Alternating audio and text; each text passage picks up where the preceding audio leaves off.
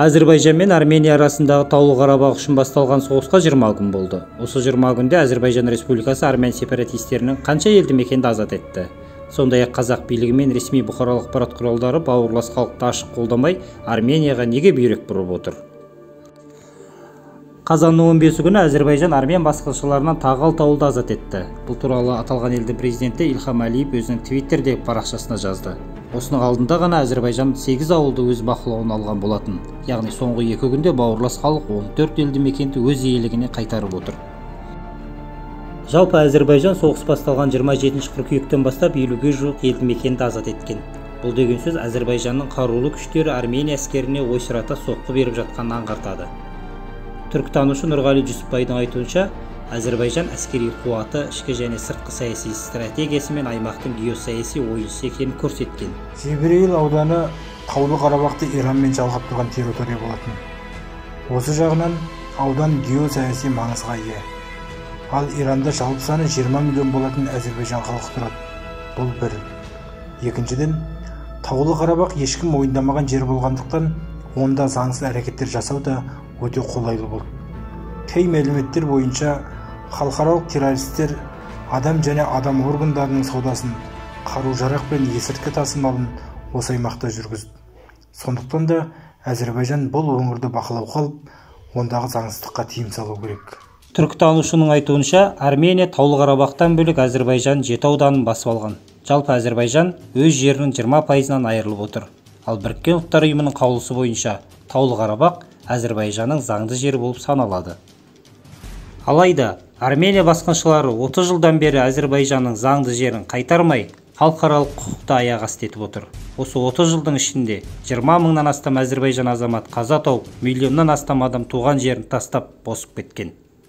Ал қазір керісінше, армян халқы оккупацияланған аумақты тастап өз елдеріне қашып жатыр. Итартас ақпараттық агенттігінің жазуынша, Шуша қаласының 80%-ға жуық тұрғыны Арменияға аттанған.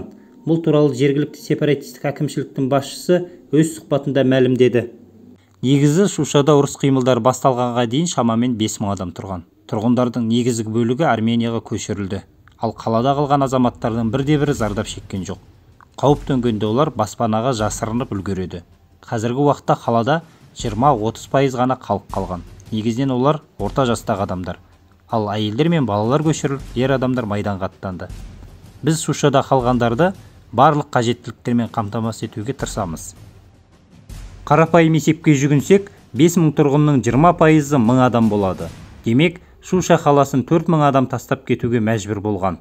Мұндай жан сауғалау Шуша қаласынан басқа да жерлерде болып жатқаны белгілі. Себебі Армения Әзірбайжан әскерлерінен ойсырай жеңіліп, Таулы Қарабақтағы позицияларынан айырылып жатыр.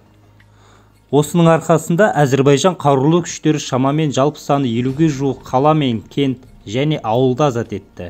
Біз Әзірбайжан елінің Біріккен Ұлттар ұйымының қаулысы бойынша мойындалған барлық жерін азат етуге тілектеспіз. Алайда қазақ билігі бауырлас Әзірбайжан еліне ашық қолдау білдіре алмай, ұятты болуда. Билік ұжымдық қауіпсіздік шарт ұйымына Ресей мен Армения мүше болған соң аяқ тартып отырса керек. Себебі әу баста Армения Ресейдің арқасында Таулы Қарабақты оккупациялап алған болатын. Ал қазір Кремль соғыс Армения территориясында болмаған соң Таулы Қарабақтағы соғысқа қатыса алмаймыз деп отыр.